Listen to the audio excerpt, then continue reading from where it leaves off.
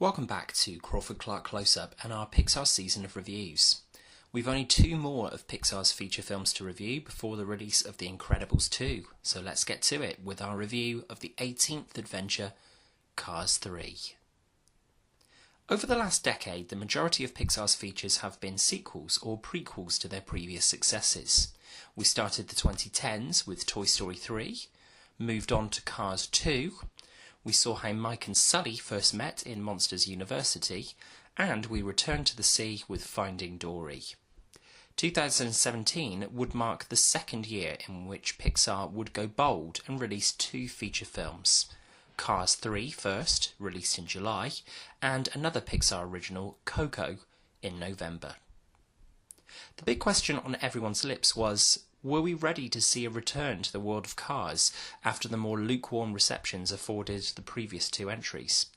Thankfully, the third instalment is a nice surprise.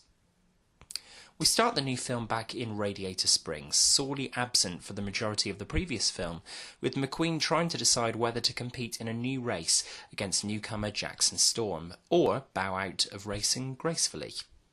I, for one, was easy to write off the Cars films after the disappointing second and modest middle-of-the-road first, but you can tell from early on that new life has been breathed into this franchise.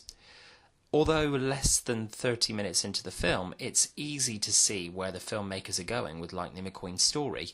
The way the story unfolds is actually a sweet surprise.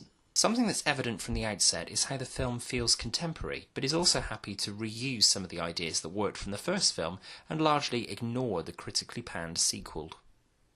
Gone are the car name puns that littered the second film and the excess. This is a far more straightforward film, akin to the best buddy sports movies. McQueen is mentored, and by the end becomes the mentor himself. It's Sally who confides in McQueen back on Radiator Springs, assessing the situation by telling him, "Don't fear failure, be afraid of not having the chance," which could just as well be a metaphor for Pixar Studios.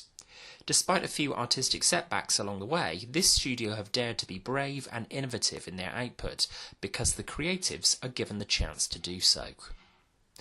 Deciding to enroll in training for the race against the super-fast Jackson Storm, following an earlier run-in with the new car that caused McQueen to crash, McQueen heads to the Doc Hudson Training facility set up by two of the Radiator Springs residents in memory of the town's old leader, and he quickly learns that he's not the fighting-fit, speedy racing car he once was. Cue vibrant new character and McQueen's trainer, Cruz Ramirez, who encourages Lightning to start small and work his way up in the training. McQueen, refusing to believe he's passed it, decides to head straight for the simulator and exhausts himself. There are flashbacks throughout, with McQueen remembering advice given to him by the late Doc Hudson, and Pixar had hours of material from their original recording sessions with the late Paul Newman on the first Cars that they could weave into the narrative this time around, and these moments work really well, grounding McQueen and helping him to realise that it's not all about him. McQueen and Cruz train on a beach, but McQueen continues to be frustrated that he can't get his speed up to match Jackson Storm. When the two accidentally find themselves participating in a fast-paced derby with the regulars showing no mercy, it's further realisation that perhaps McQueen is a little out of his depth. A touching moment in the film comes when Cruz confides in McQueen after McQueen is about to jack in the training, insisting that he doesn't need her help. McQueen selfishly tells her this isn't about her, and that because she's not a racer, she can't understand. Cruz is quick to silence McQueen by telling him that all her life she's been instructed to dream small or not at all, but she's always had the ambition to be a racer. She doesn't want to be a trainer forever.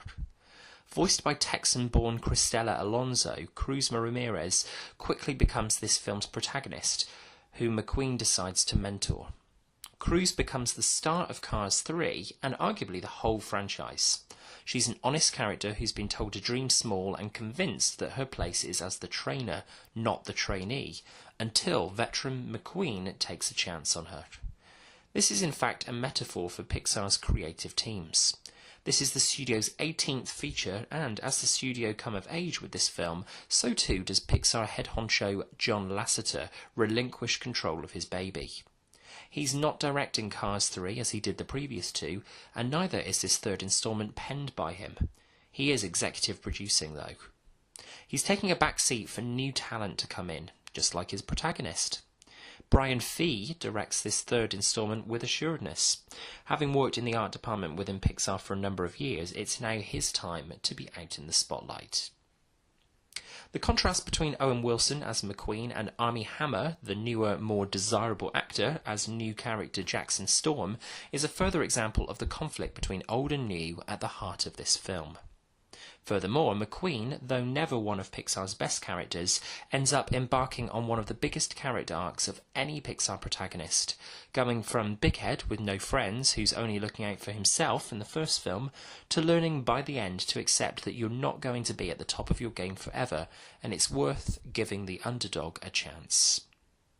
Randy Newman returns to the composer stand for the first time since Monsters University to breathe fresh, playful life into the franchise, and it works.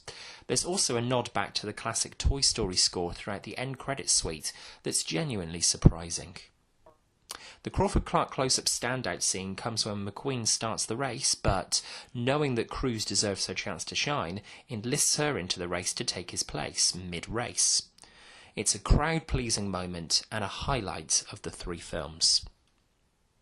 Ultimately, Cars 3 could have ventured down the safe route, yet it boldly decides to veer off course and take things up a few gears.